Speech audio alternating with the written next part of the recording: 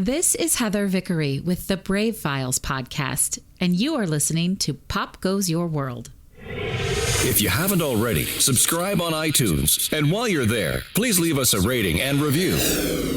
And now it's time for our featured presentation. I'm Chris McBrien, and the pop culture from Generation X is everything to me. And I'm Derek Myers, and I'm here to educate Chris on the great pop culture of today's generation. Episode 269, Black Panther Movie Review.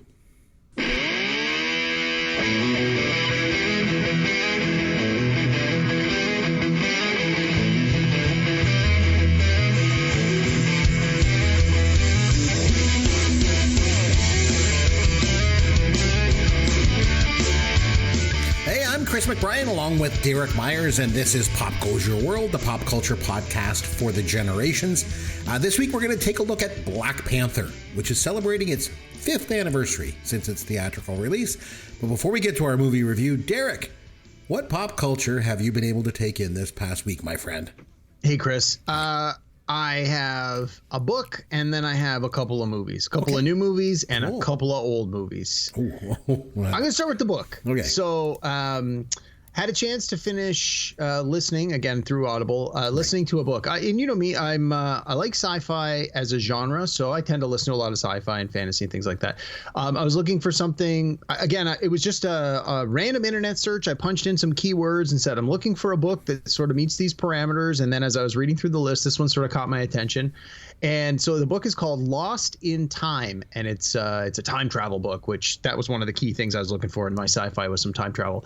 And I mean, I enjoy the time travel gimmick in movies and TV shows, but I find that there are often a lot of problems with time travel stories. I find that authors can often get kind of lazy and just, and then time travel happens and all the problems get solved. And you're like, wah. That was kind of disappointing.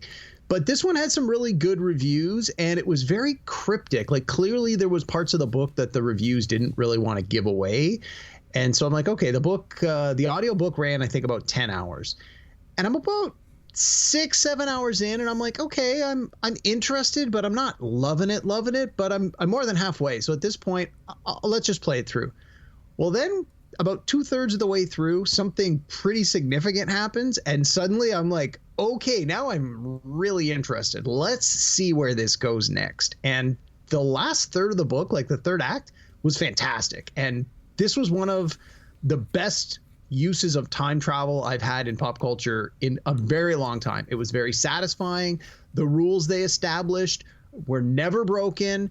Everything made perfect sense. There were no paradoxes or anything weird. Like, it's always the thing with time travel. You're like, well, if that got changed, then how could that have happened in the first place? No, they get into that, and all their time travel rules make sense. Nobody changes anything. Everything that's happened has already happened, whether they're going backwards or forwards in time. It was really good. It's called Lost in Time. The author is A.G. Riddle.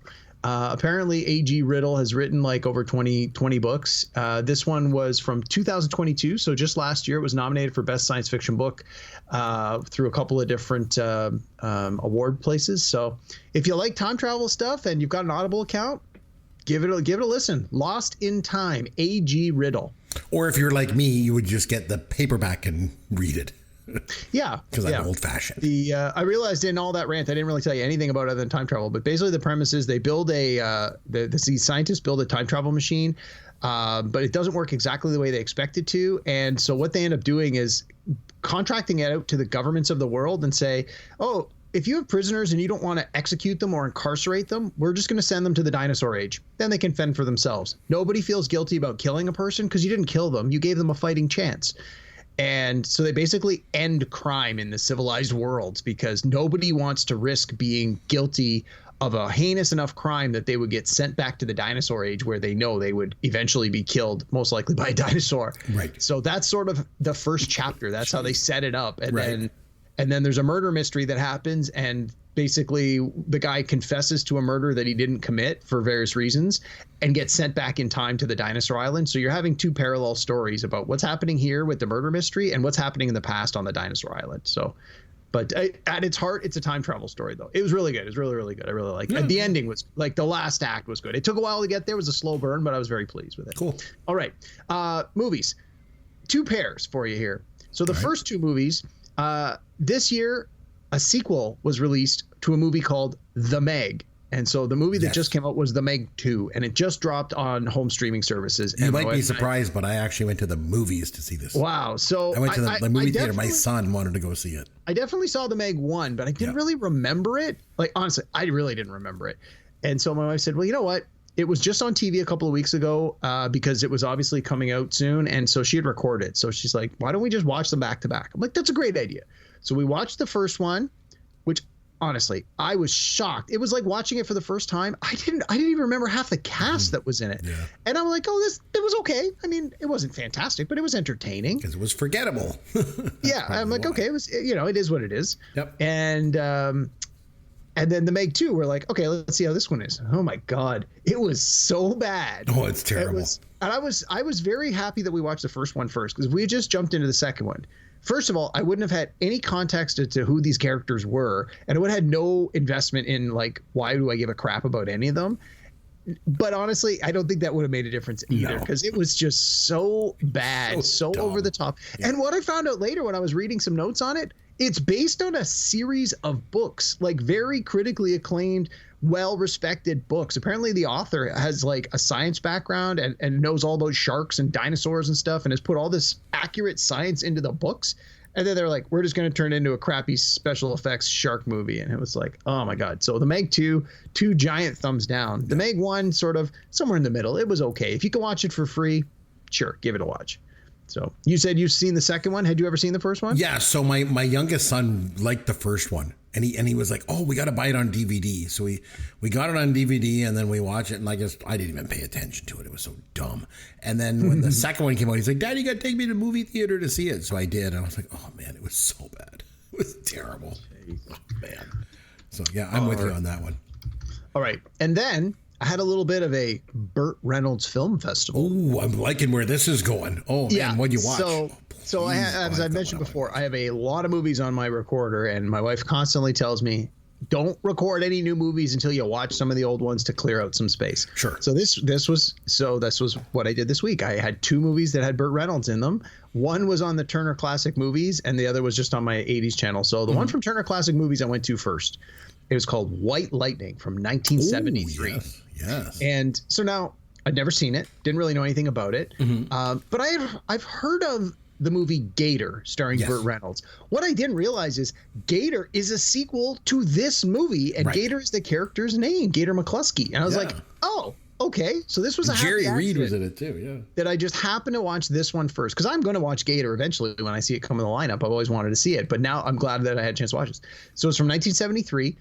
I had no idea why it was called White Lightning. Turns out that's what they call moonshine, one of the other names for or running moonshine in the South. That was what they called it, running the White Lightning. It was good. It was I think it was better than it had any right to be. But given when it was from, it was probably a typical kind of movie you would see in the 70s, like especially the early 70s. But Burt Reynolds, great performance, looked fantastic. It was, car chases and shoot 'em ups, and no, it was good. I really liked it. Especially early in his career. And then I guess maybe at the end, he was actually quite a good actor. Yeah, like he brought more to the movie than it needed, but it was fun to see that. And then Ned Beatty plays the corrupt sheriff that he's basically, fighting against through the course of the movie. But yeah, so I really liked it. So White Lightning, 1973, definitely 2 thumbs up. And that was on Turner Classics. And I'm like, it deserved to be on Turner Classics. It's a classic. Okay, great. Then the one I watched on the 80s channel, I just watched it the other night, The Best Little Whorehouse in Texas with Dolly Parton and Burt Reynolds. Oh, yes, of course. I remember that From 1982. And you know what I learned this week? What? That movie is a musical. Yes, I had no idea it was a musical. It is. Charles Durning actually was nominated for Best Supporting Actor for that, where he does that scene where he turns his hat and everything. Oh, yeah, I remember that. Yeah, I didn't really, again, I didn't know anything about it other than the 2 big stars. I knew it was a comedy. I was like, okay, I gave it a chance. I didn't like it at all. Oh, no, it's not very good. I had to turn it off. I fast forwarded through the end of it because I got about an hour in and I was like, don't get me wrong. I think Dolly Parton is a fantastic singer. And the few songs that I actually listened to, like, great. Again, I grew up listening to country music because that's what my parents liked. And believe me, Dolly Parton is certainly one of the most gifted country music performers that's ever lived. So, and she looks great in the movie. And too. oh my God, she looks fantastic. Oh yeah, she looks amazing. One of the things I did like though was that some of the comedy and some of the jokes are around like sexual innuendo and double entendre. Because again, in the early 80s, you couldn't come right out and say certain things, but they did a really good job of treading the line about what they could say and what they could imply. And it was very clear that both of those performers in the scenes they had together, they were clearly having a good time. Again, I did a little bit of homework, and it's like it was based on I think it was based on a book that got turned into a stage play that got turned into the movie, and all of that was based on real life inspired by real life events. So it's like, oh, it had this whole history and everything. But yeah, the movie was not for me. I honestly had no idea it was. And there was also some controversy when that came out back in '82 because back then you couldn't say the word whorehouse. Like it was not right. It was not common to say. So they used to use the word chicken ranch, and a lot of times, even with the play and stuff, they called it the best little chicken ranch in Texas. Yeah. And I mean, for those who aren't familiar with the actual movie or the play, the whorehouse that's in the title is called the Chicken House because they say at the beginning, years and years ago, when people had into rough times, the farmers in the area would just bring them chickens, and so they ended up having a chicken ranch, and so that's what they ended up calling it. The Chicken Ranch was code for we're going to the whorehouse. Nice. Okay, so Derek, for mine, I usually talk about movies or TV shows in the this opening segment. Actually, let me rephrase that. I usually talk about old movies or TV shows in the opening segment, but this week I'd like to talk about a book, if I could. Okay. All right. So the book is titled They Called My Name, and it has to do with a man named Don Metz, who, when he was a little boy, he attended a Remembrance Day ceremony where they would call out a list of names of soldiers who died in the war, like soldiers that were from the local area. And this little boy goes to the ceremony and he hears his name called out, Don Metz. So he goes home and he says to his parents, like, today I was at this ceremony for the fallen soldiers and they called my name. And his parents explained that his uncle was also named Don Metz, and he was killed in his first mission in World War II. So his father named him, the young boy, after the uncle who gave the ultimate sacrifice in World War II. So this young boy made it a mission in his life to find out everything that he could about his uncle. And he traveled to the town in France where his uncle's plane was shot down. And he tells the story of like when he got off the train in the town, he's greeted by this like throng of people that are like cheering him. And he's like all confused. He's like, is there a celebrity on the train or something? Like what? And the people explain, no, they were there for him because they heard he was coming. And they explained to him that all the soldiers that were killed in that plane crash back in the war happened just outside of their town. And all the townspeople considered those soldiers that were aboard the plane to be heroes of their town because they came there to liberate the town from the Nazis, right? So the townspeople considered them to be like folk heroes, right? Anyway, it's an amazing read, and it's an amazing story. And one of the main reasons why I mention it, it hits home personally because the younger Don Metz in the story is actually my uncle. And this is part of my family story. And my Uncle Don has spent years traveling and gathering information from like a ton of different sources so he could piece together the story of my great uncle, Don Metz, who died in his first mission in World War II. And I remember my mother had the letter that was mailed to my great grandmother back in World War II that informed her that her 19-year-old son was killed in the war. And she gave it to my Uncle Don when he was compiling everything. You remember that scene in Saving Private Ryan? Oh, yeah. Near the beginning where they're all typing and they're typing all the letters and they're typing all the letters like back home to war widows and fathers and stuff. We regret to inform you, your son's been killed in the war. And then they hand them all into the officer and he signs them all. Yeah. Well, the one that my great grandmother received wasn't signed. Like I didn't even sign it. Wow. Like, isn't that awful? Anyway, I just wanted to share this whole story because my topic this week is a book, and it's a very special book to me and my family. So, anyway, well, that's great. Thanks for sharing. That's amazing. Yeah, it's kind of cool. All right, this is also cool. Here's your dad joke of the week. Derek, we're covering Black Panther. the movie this week, so I thought I would do... Tread lightly here, buddy. I can already tell there's going to be trouble. Oh, man, I'm going to get in trouble. It's a Black Panther joke. So, Derek, why did all the pictures come out dark at Black Panther's birthday party? I don't know. He blew out all the candles. I don't know. They forgot to invite the Flash. Okay, that was much cleaner than I expected it to be.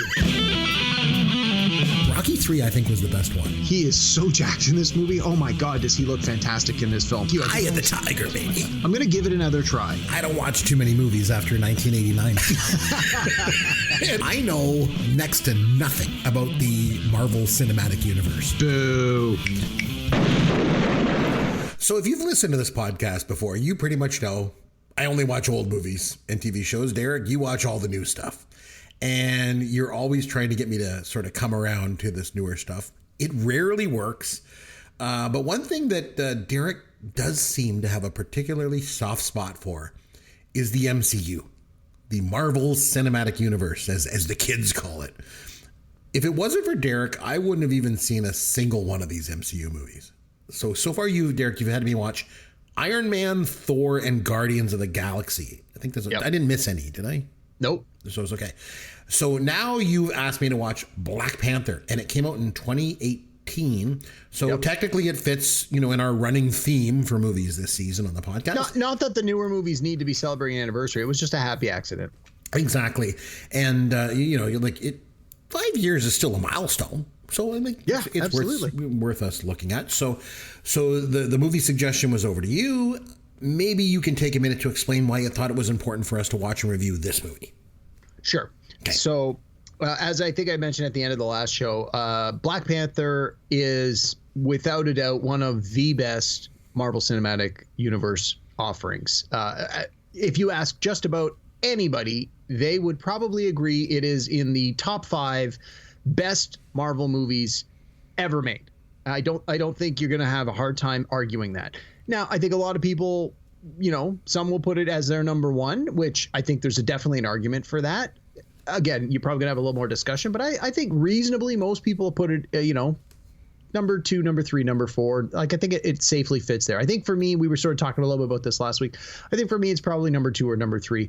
One of the things that I also really like about it, and I think one of the reasons it was so popular and that so many people do like it, even those who maybe have not seen every movie in Marvel, is that it's a good on-ramp. It is not directly tied to the other movies in the sense that you don't have to watch 7 movies to get the background to come into this. You can just start with the beginning. It's a completely self-contained story. There are a few little bits and pieces and a couple of characters that appear in this movie that if you've seen the other offerings, you'll go, oh, I recognize who that is, or, oh, I understand who this character is. But for the things you need to know, they either show flashbacks or the characters discuss it in the course of the dialogue to fill in someone who is missing those pieces, and they do it in a very good way. It's also the first, you've got the Black Panther, who is the first person of color to be the lead in a superhero movie, in a real mainstream Hollywood film. This movie is a testament to the abilities and the greatness that you can get when you give people a chance. You have a Black writer, Black director, Black performers. Pretty much everybody who had any significant part in this movie is a person of color, and they kill it. They knock it out of the park. This thing is fantastic, right? The performance, the special effects, the music is great. Again, it's got this great soundtrack. So much of this movie is just a love letter to the African culture, and we did it right. Well, not me, but the people who did it right, in the sense that you didn't have a bunch of white guys going, this is what I think the Black people would do. No, you went out and you said, hey, are you a person of color? Yes, then you need to be the ones telling this story. You can't have old white men telling the story about Black Panther. That's not going to cut it. So this movie, it gave kids, and adults, an opportunity to see themselves on screen where they may never have seen it before. You've got, they position the Wakanda, the fictional country of Wakanda, as the most prosperous and advanced country on the planet. The people are intelligent and self-sufficient, and like it's unlike any movie you've seen before. It's not just the white man goes into Africa and look at how much, how great he is compared to the natives. It's like, no, it's not that. It's the opposite. It's, you've got the people of Africa being amazing, and they should be. And so this movie just was the right thing at the right time, and people loved it. All people of color and white people included. Like, everybody loved this movie. I can't remember seeing any bad reviews for it. And I'm hoping that after saying all this, you're not going to come up and go, I think this movie was garbage. I'm hoping that there was at least some things you enjoyed about it. But I wanted to have you watch it because I know you don't have all that background. I knew it was something that you could watch without having that background and still feel like you're getting a complete story. And I mean, it's just a fun, great comic book movie at its heart. So, Chris, what did you think? Well, you're right. Like, everybody really loved this movie. It was really, really popular. And I mean, you know me, like, I don't really like the MCU movies, generally speaking. Like, I find them to be a little bit too flashy and busy. Like, I always feel like it's an overload of stuff going on when I watch them. Yeah, that's fair. But I got to say, like, when you mentioned this at the end of the last show, I was pretty excited heading into this one. Like, I heard a lot of good stuff about this movie, like, back when it came out. So I finally obviously got a chance to watch it this week, and I have one word to describe this movie from my perspective. Mm-hmm. Boring. Ugh.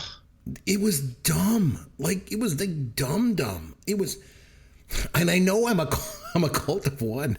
It was way too long. I kept looking at the time left, and it's like, okay, it's an hour to go. So I wait what feels like an hour, and I check again. It's like, oh man, there's still 45 minutes left.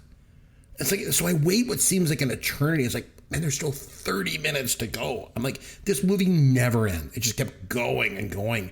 So I'm dying to know, what was all the hype around this movie for? Why did everybody seem to love it so much? Like, am I just a crotchety old man? Actually, don't answer that. Yes, you are. I'm answering it. You hit the nail on the head on the first try. Good job, Chris. We didn't even need to give you 2 and 3 strikes. But the thing is, if you look at, like, it was popular. If you look at the box office from 2018, okay, top 10 at the box office that year. Black Panther, number 1, like $700 million. Avengers Infinity War was second. Right behind it was $768 million. Incredibles 2 was $608 million. Jurassic World Fallen Kingdom was number 4. Number 5 was Deadpool 2, followed by The Grinch in number 6. Jumanji Welcome to the Jungle in 7. Mission Impossible Fallout 8. Ant-Man and the Wasp 9. And 10, Solo, a Star Wars story.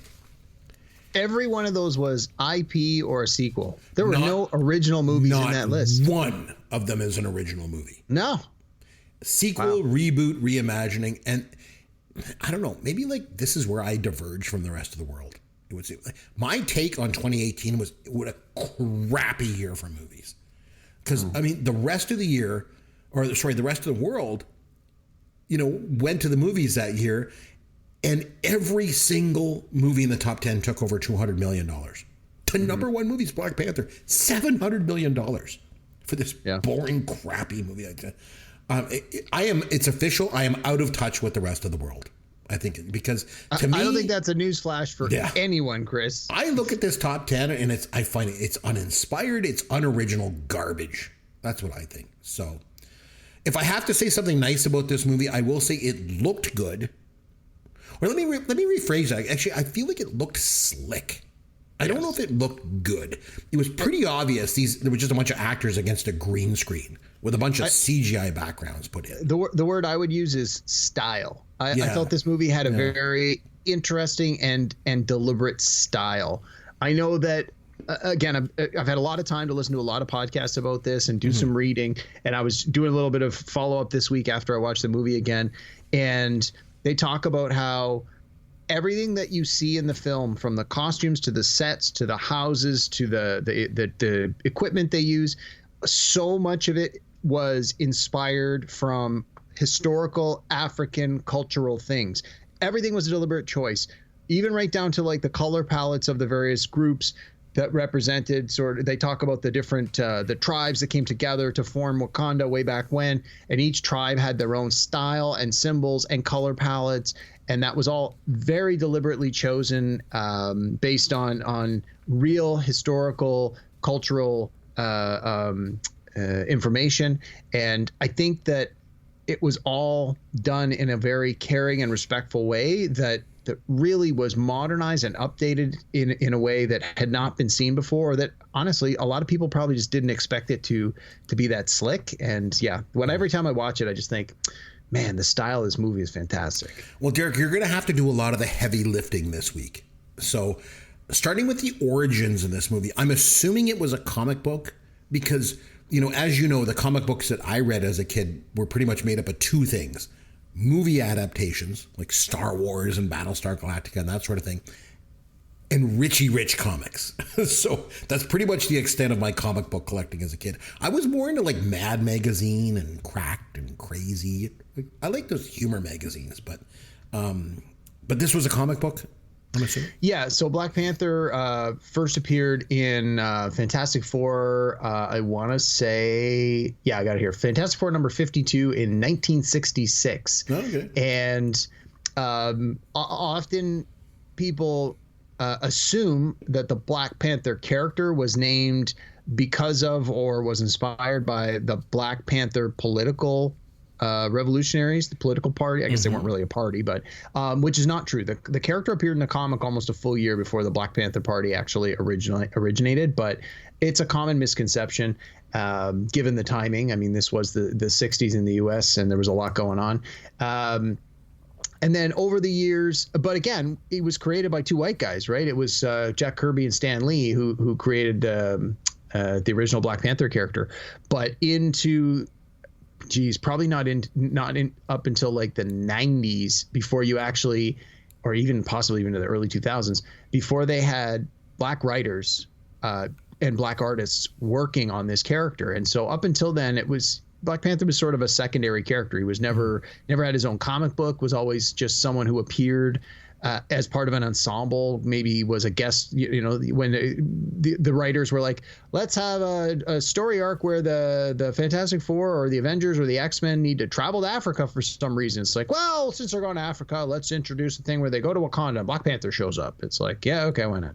And then eventually when you had, black artists and black writers coming to it, they were able to bring stories that were more genuine, and it revolutionized the character. Again, when you have people that can relate to the characters telling those stories, they're going to be more interesting, they're going to be more genuine, and the audiences could relate to that. And so the character became very, very popular, in the last 20, 25 years.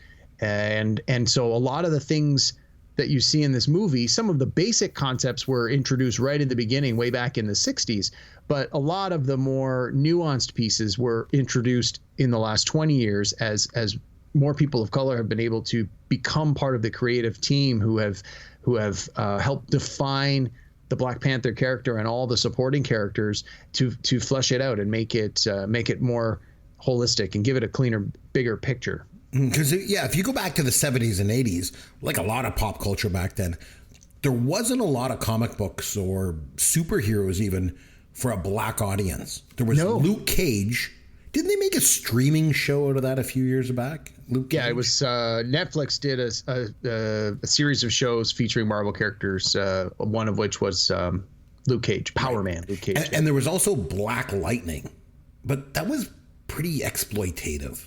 I mean, Black Lightning was this inner city school teacher that tried to hide his identity.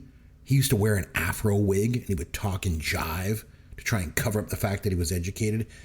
Pretty much just 70s blaxploitation in comic book form. I mean, so that was, so. Well, again, when you got old white men, pulling the purse strings and trying to, tell their reading audience, this is, who we think is reading comics. We think it's white kids. They're not putting anybody, they're not putting minorities in big roles into the comic books because they don't believe that people other than white kids are reading these comics. And I mean, they learned eventually that they were so wrong. And, you know, it's the same with women. You don't see a lot of strong women characters. You don't see people of color. You don't see any of that. It's not until the mid 80s, you start to see a little bit more of it. The 90s, you start to see more of it, but it's not until more closer to the 2000s you really start to see representation in comics. Mm-hmm. I want to talk about the cast of this movie. So we'll start with Chadwick Boseman. So he died. R.I.P. Chadwick Boseman. Yep, he died obviously in 2020. He's only 43 years old. He died from colon cancer. Mm-hmm. Obviously, talented and very beloved actor. Now, because I don't watch these MCU movies, and so I had no idea who he was. So maybe this is an opportunity, Derek, for you to educate me a little bit on him and his work. Who, Chadwick Boseman? Yeah. So, I mean, I actually first remember seeing him in the movie, was it 42? The baseball movie. I mean, that's where I first remember seeing him on the big screen. And then, he had done other things. According to the IMDb here, he's had 34 roles as a performer. Yeah, Jackie Robinson, 42 in 2013 was when that came out. I mean, he had done other things before that, a lot of guest appearances on TV shows and things of that nature. And then, but I mean, he appeared in Captain America: Civil War, which was the third Captain America movie, and that was where he appeared first in this role as T'Challa, the Black Panther, and then that was in 2016, and then 2 years later he comes into this one as Black Panther. Yeah, but he did again not a long career. Obviously, he was ill towards the end of it, but he was in a movie called Marshall, where he played Thurgood Marshall, that was very well received in 2017. The Five Bloods got really good reviews as well. He was in that in 2020. I want to say he was nominated for an Oscar for that one, actually. I think if he had won it, it would have been he was nominated for an Oscar for that. But so again, he was a talented performer. I mean, hey, good looking guy, and I think he did a great job as Black Panther. But unfortunately, illness, not much you can do with that. Once you get it, you start counting the days. So. Right. So I'll be honest. One thing I really struggled with in this movie were the accents, the African accents. I don't know if they were Kenyan or what they were modeled after. I really struggled to understand what the actors were saying. So about half an hour in, I actually switched on the closed captioning, and that actually helped. So that made things easier. But I understand why they did it. I mean, I get it. I mean, these characters are from Africa, so you don't just go and drop their accents for the ease of North American audiences. Like, that's just dumb. So I get why they had them use the accents, but I'm just saying, like, I did struggle to understand what they were saying at times until I put the subtitles on. So I don't know. I've always had a good ear for accents. So I didn't feel it was an issue at all. But I can remember somebody telling me that they couldn't understand the accents in the movie Trainspotting. I'm like, yep, really? Yep. Yeah, I can understand that too. Some people, they have trouble distinguishing it. So sure, but again, good solution to you is throw on the closed captioning. There you go. Yep. So I want to mention also Michonne from The Walking Dead, Denai Guerrera. Yep. My wife and I watched The Walking Dead, even though it like totally sucked after the first couple of seasons. My wife made me watch it all the way to the end. And Denai Guerrera played Michonne there. And she was really good at that. I mean, like, I remember she was a standout. She's in good shape. Like, she is fit, man. That girl hits the gym. No two ways about it. Yeah. And another one that I want to talk about was Lupita Nyong'o. I remember seeing her in 12 Years a Slave, and she was really good at that movie.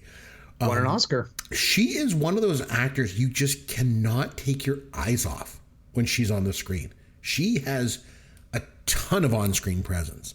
Yeah. I mean, it helps that she's like absolutely beautiful. Oh my God, is she ever? Oh my God. But she's also like a very talented actress. Although the thing is, I don't think she's done a lot though. Has she? I haven't really seen her in much else other than 12 Years a Slave in this. But she's done a couple of the Jordan Peele horror films. Honestly, they're not my bag, but so I haven't seen them all. But I know that she's done that, and unfortunately, she was in the new Star Wars movies, the 3 new Star Wars movies. She just did voice work though, and that was sort of one of the big criticisms. Like, why do you have a performer this great in your movie and then not even show them in the movie? It's like, are you kidding me? Oh, because she played that like Maz Kanata, whatever, the one with the big goggles. With the big goggles. Didn't even look like her. And it's like, why would you have her voice act? Just have it, bring in a voice actor. Like, Yeah, she was in. Sorry, I got it here. She was in Yep. the movie Us, the Jordan Peele one, which I have not seen. Us. Her IMDb is not nearly as long yet either. Again, she's fairly young still. Yeah, I mean, that's true. But yeah, 12 Years a Slave was like the breakout for her, and then after that, it was she's still working, obviously, doing well. Okay, I want to mention Michael B. Jordan. I'm not familiar with him and his work, and of course, I watch nothing new, so no surprise there. But I will say, like, this guy just oozes charisma. Oh my God, yeah. Oh my God. So there were also two actors that I had to look up because I couldn't quite put my finger on where I knew them from. I was watching them like, where do I know these guys from? So they were the actors that played Ross and Clow. So Ross was Martin Freeman. Yep. And I'd seen him in the marketing for The Hobbit because I haven't seen those movies, but I recognize him like from the posters and stuff. And Clow was played by Andy Serkis. Yeah. Who's Claw? It's pronounced Claw. Claw. Like a talent or claw. It's spelled funny, but it's pronounced Claw. Yeah. He is known as how would you call it? A stop motion capture actor? Sorry, more motion capture, whatever they call it. Yeah. Not stop motion capture. No. He's not playing an ad. He was Gollum in Lord of the Rings, right? And then he was in the new Planet of the Apes remakes, the reimaginings. He was Caesar the main ape in all three of those movies. I think he was King Kong. I was going to say, I think he was King Kong too, right? So. Yeah, so he's definitely done a lot of that work, but he's getting more work now where you get to actually see him as him. Like in this, obviously a very small part here, but it was an interesting villain. And that character that he plays appeared in one of the previous Avengers movies. Again, a very small part. So if you had seen that, you were familiar with with that character. And then there was another movie that I watched like just a few months ago, a British television movie called based on the character Luther, and Andy Serkis played the villain in that as himself, like without makeup or motion capture. And he was really good in that too. Yeah, I mean, the motion capture stuff, it's like, I don't know. I mean, they just take these little pads and they stick them on his body and he moves around. Mm-hmm. Is that a big deal? I mean, I guess that's the future of acting in the CGI world or something. I don't know. But I mean, like, big deal. So another guy that I recognized was, he was kind of like the right-hand man. I recognized him from the movie Get Out. Yeah. That movie was really good. I like that movie. I don't watch a lot of new movies, but my wife did get me to watch that one, and I liked it. So I recognized him from this. Yeah, he won an Oscar for Judah and the Black Messiah a couple of years back. Okay, I'm trying to think of his. Michael Kaluuya. Okay, that's it. I want to mention Forrest Whitaker too, because this guy has been a working actor like forever. And he played Idi Amin in The Last King of Scotland and won an Oscar back in 2006. He won that. And he's done a ton of parts over the years. But for me, of course, he'll always be Charles Jefferson from Fast Times at Ridgemont High. They steal his car and they crash it. And he's like, my brother's going to my brother's going to kill us. And Sean Penn's like, well, what's it going to be? Is he going to or is he going to kill us? First he's going to then he's going to kill us. So and then they make it look like it's the other football team that does it. So he goes out and destroys them. So I always remember Forrest Whitaker from that. It was so good.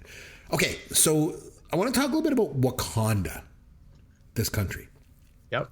Because it's got this hidden identity. Like they have all these powers that come from this metal called vibranium. Yep. You know, which totally sounds like a made up name. By the way, it is a made-up name. You know, it's like the stuff at Avatar. What was it? Like unobtainium. That was unobtainium. It's really hard to get, so let's call it unobtainium. It's hard to obtain. Like, so what's up with vibranium? I don't know, but a lot of comic book movies rely on this sort of trope, don't they? Yeah, vibranium, unobtainium. Remember kryptonite? You know, like can't forget that one. Yeah, and I mean with in Marvel as well with the X-Men, the character Wolverine, he's got the metal skeleton. It's adamantium.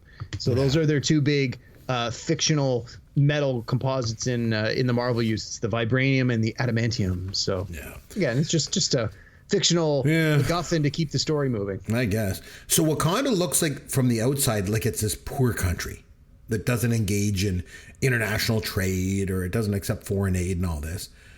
But I guess if you pass through this force field thing, you get like in the real Wakanda, and it's a CGI world where everything's like lush and vibrant and all. The one thing that got me was all those waterfalls. Mm-hmm. Man, if that place was real, boy, that would be something. Let me tell you. And then like some of the people there. So there was the one guy with like that huge plate lip, and my son was watching it with me, and he's like, "What the hell is that?" And I'm trying to explain to him it's like a decorative thing. It's almost like jewelry, I guess. And he's like, "Oh, like an ear spacer." I'm like, yeah, pretty much. I mean, don't get one. And I like that. Sorry, just to build on that. Yeah. I don't know the cultural significance of that, but I'm sure it obviously has one, and I'm not even going to pretend to guess what it is. If I'm going to look it up and find the right answer. But I like that character always was dressed in a suit, like a literal, like it looked like an Armani style suit. So, whereas some of the other characters had what you might think of as a more stereotypical traditional style African garb, where it's a lot of like loose layers and robes and things of that nature. The guy who had the plate in his lip, very deliberately and very specifically, always had like the most prim and proper like American style suit. And I thought that was an interesting choice, so that you weren't necessarily gonna, have some ignorant white person point and go, "Look at that guy, he's got that lip thing and the way he's dressed." It's almost like a deliberate point to say, yeah, you might think that, the plate in the lip is some thing you don't understand that you want to ridicule, but look at how he's dressed. He's clearly the most well-dressed guy in the room. I thought that was an interesting and clearly a deliberate choice to take something that could have potentially been made fun of, and then you turn it around and you're like, how do you make fun of a guy who's dressed like that? Like, come on, he just looks amazing. I want to talk a little bit about the fight scene, because like on the edge of the kind of waterfall thing there, I got a little confused during that. And then my son, he had to explain to me that they like take away the king's powers for him to fight, and then they give him the powers back when he's done. So like, I was like, okay. Were you on your phone when you were watching this? They talked about that in the movie. I was like, either this is really confusing and dumb, or else a child can understand it and I can't. In which case, I'm dumb. So again, I didn't say it. You said it, but I'm going to agree with it. So after this part, my youngest son bailed on this movie. He's like, "I'm done." Lucky guy.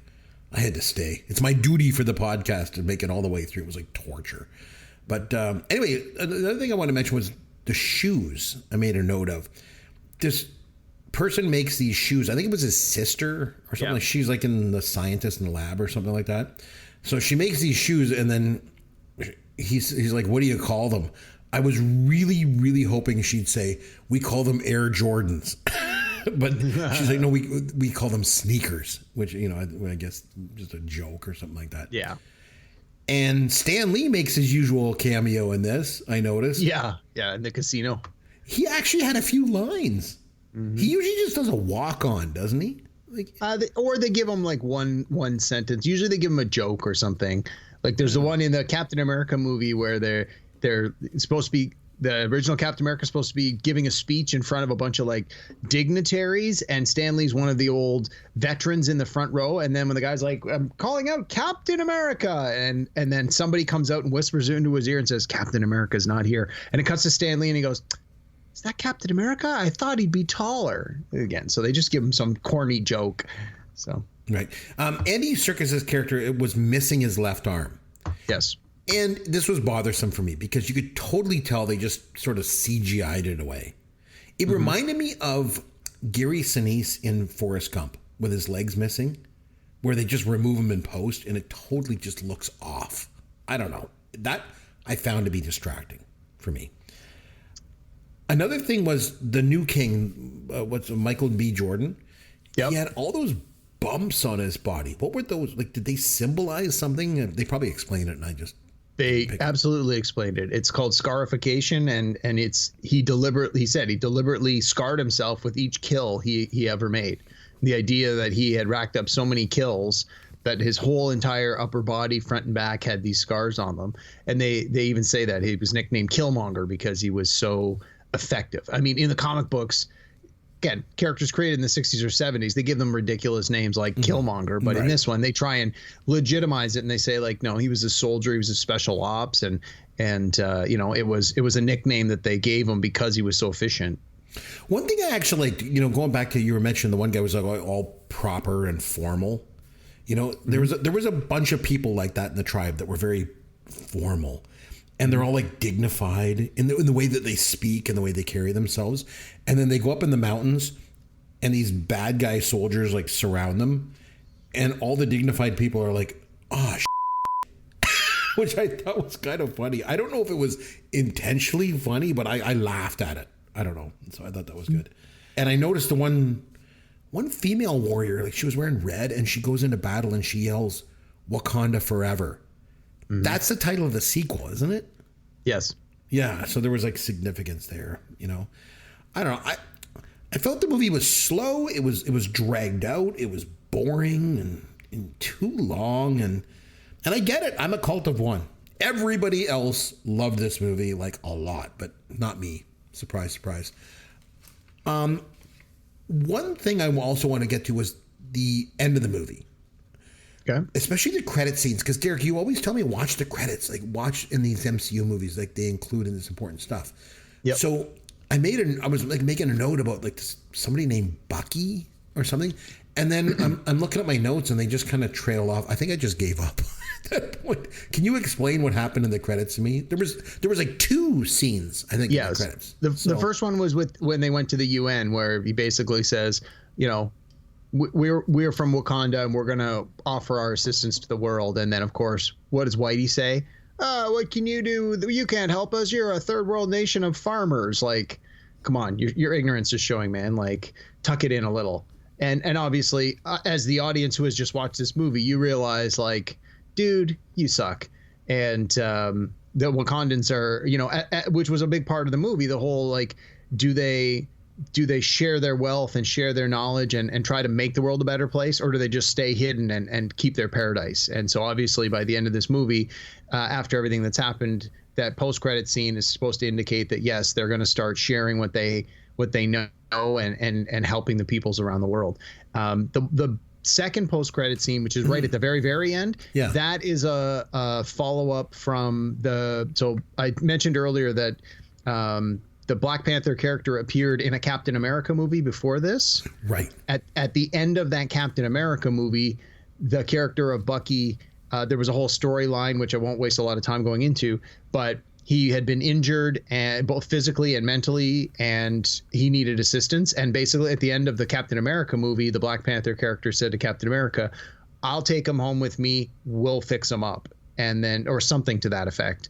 And that was how that movie ended. So this movie, basically at the very end, you see him, he's no longer injured. He doesn't seem to be suffering from the mental illnesses and the hardships that he had previously been. It looks like his mind and soul have been cured, as promised at the end of the previous Captain America movie, which then now allows us to understand that this character who was a wild card in the previous Captain America movie is obviously going to now be a good guy. And when we go to whatever movie comes next, which I believe was one of the actual Avengers movies with all the characters in it, he was going to be a part of that.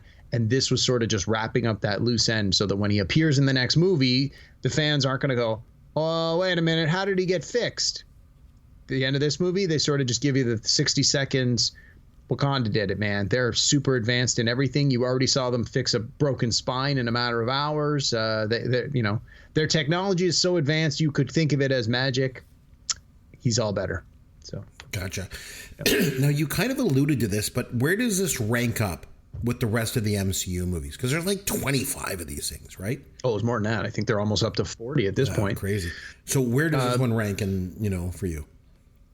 Like in terms of the order of release, or like my personal overall, best movies like of the Marvel Cinematic Universe? Is it in the top 3, in the top 5, and what's ahead of it?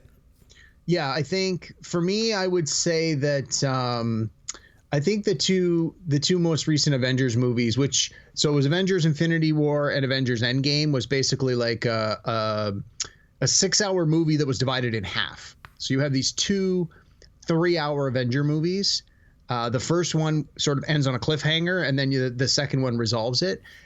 So I think most people would agree that those 2 are probably the best movies, and you can really think of it as one long 6-hour movie that they just broke into 2 pieces. But I've never seen an Avengers movie. Surprise, surprise. Well, don't jump in with that one. There's so much you're not going to know. So I think that's like, I think the Avengers Endgame, the conclusion to all of the buildup, I think that's got to be my number one. And if I have to call them separately, then that would be my 1 and 2. I think Black Panther's probably my number 3. So it's right. The Spider-Man movies are pretty darn good too. I think the most recent Spider-Man movie is definitely in there. Like arguably that one might be even a little ahead of Black Panther, just because for me, Spider-Man's the character that I grew up with. So that one's sort of a little closer to my heart. But yeah, Black Panther definitely for me is somewhere in that 2, 3, 4. I definitely wouldn't put it any lower than number 4 on my list. Wow. I think number 3 is probably the right place. And if I had to give it a score out of 10, I'd given it probably a 9 or a 9.5. Probably a 9 or 9.5. Yeah. Let's say a 9.5. I watched it twice in the last 3 weeks, so it's up there for me. I think it's great. Man, you're not going to like my rating out of 10. I would give it a 3. Yeah. Oh man. That's pretty much what I expected. Yeah. Oh man, I'm sorry. All right. What do you say that we do this? Fun with Caveman. All right, Jack. We are going to play a little game that we like to call Pick the Flick. Yeah, pick the flick. You get the synopsis, then pick the flick. You get the year, pick the flick. So we all know how this works. I'm going to give you the year and the synopsis of the movie. You pick the flick. Okay. The common thread, every film, I'm going to make it easy for you this week. Okay. Every single movie has the word black in the title. Okay. Somewhere. Okay. Easy, right? Super easy. Oh. We're going to start with an easy one. 1979, going way back. All right. After being shipwrecked with a magnificent horse off the coast of Africa in the 1940s, a boy bonds with the stallion and trains him to race after their rescue. Yeah, that'd be the Black Stallion. Easy. Okay. 1997, a police officer joins a secret organization that polices and monitors extraterrestrial interactions on Earth. That would be the Men in Black. See, you're going to do so well. Okay, 1979, going back to 1979 again, a research vessel finds a missing ship commanded by a mysterious scientist on the edge of a black hole. Yeah, that's the Walt Disney, the Black Hole. It is the black hole. Okay, we're going to go way back, 1954.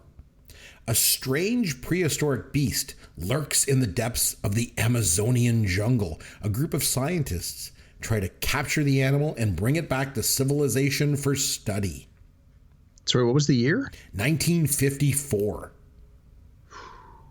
Oh, is it the creature from the Black Lagoon? Yes, it is. Very good. Okay, 1985.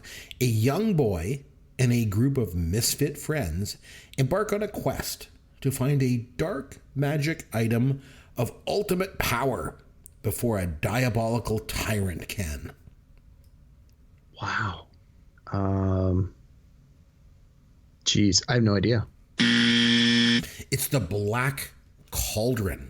The Black Cauldron. Never heard of it. No, you don't know the one? Oh, Nope. That's from 85. All right. 1971, when Farmer Evans' mare has a fine son, he promises the Black Stallion to his son, Joe. The youngster enjoys growing up as playmates. After the horse's new owner loses everything in a card game, the stallion ends up in a circus. Joe is desperate to get him back. Well, we already said the Black Stallion, and I can't believe you just put Black Stallion 2 in there.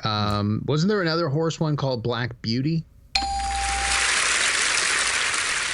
2016, an inexperienced college student meets a wealthy businessman whose sexual practices put a strain on their relationship. Wow. 2016. I know what I want to say, but you're getting a lot of bleeps and it won't be the right answer. It's not an X-rated film, I don't think. Was it?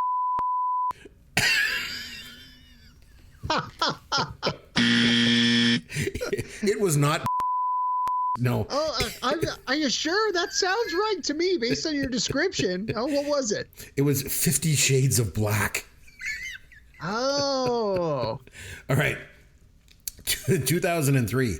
blacksmith Will Turner teams up with eccentric pirate Captain Jack Sparrow to save his love, the governor's daughter, from Jack's former pirate allies who are now undead.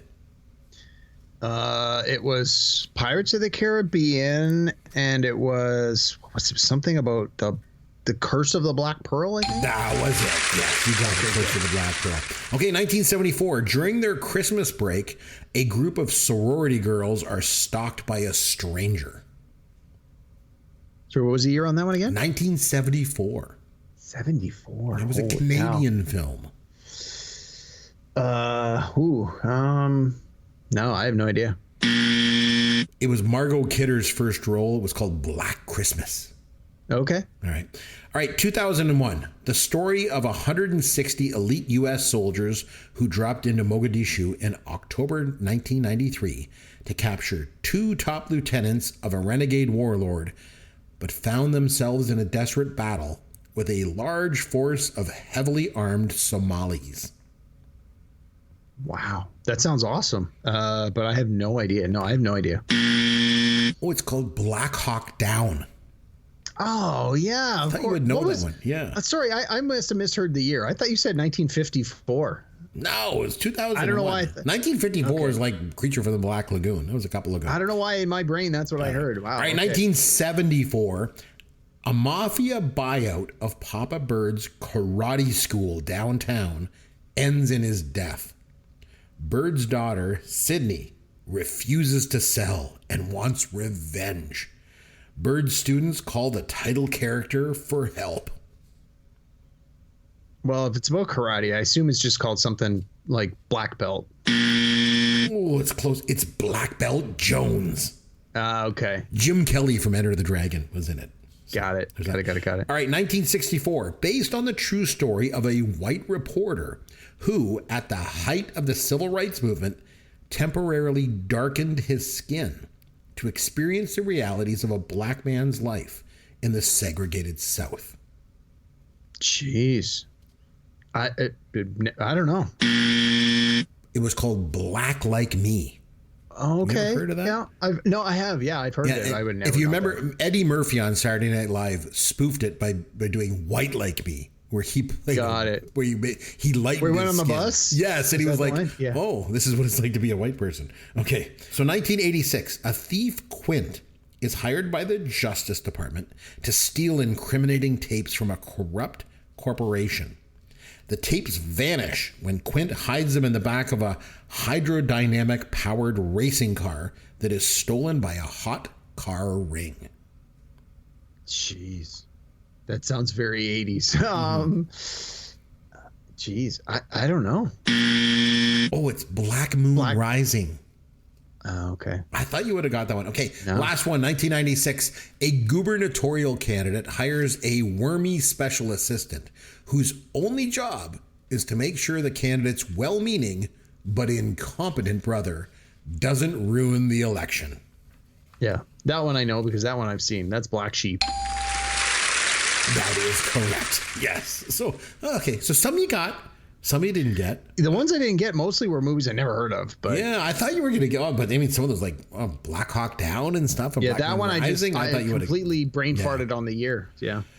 All right, so Derek, we need to take a little bit of a break next week because hockey season actually starts up here in Canada. Yep. It's like an official holiday for us in Canada, by the way. It should be. It really should be. I mean, we have Canadian Thanksgiving the same week, so maybe that's no coincidence there. But yeah, I'm going to be going to the Leafs home opener. I have a share of season's tickets, so I'll be out enjoying that, hopefully, Leafs victory. And for those who are hockey fans, I don't know why, and I don't know how, but the betting sites have the Toronto Maple Leafs as the #1 favorite to win the Stanley Cup championship this year. And hey, believe me, I'd love it if they would, but I don't know how they came to that conclusion. Again, it's Vegas. They just want to get action on both sides of the line. Everybody in Canada is betting on the Leafs, so they just lowered the odds. That's all it was. I guess. Yeah. Yep. No, but in any case, hockey starts. So we'll take next week off while we enjoy the start of hockey and we binge as many games as we can. And then 2 weeks from then, we'll come back. And is there a movie you want me to watch, or we want to come back with a topic? No, maybe we'll come back with a topic. Maybe one of our top 5 lists. That sounds like a pretty good plan. Yeah. And until then, we will have lots of Thanksgiving turkey and all the fixings and hockey. So, I mean, we're going to be happy up here in Canada. But until we come back in 2 weeks, I'm Chris McBrien. That's Derek Myers. And we want to say thank you very much for listening to Pop Goes Your World, the pop culture podcast for the generations.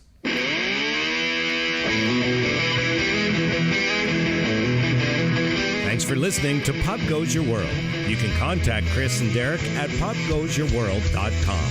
Please take a minute and review the podcast on iTunes or wherever you download and listen to the show.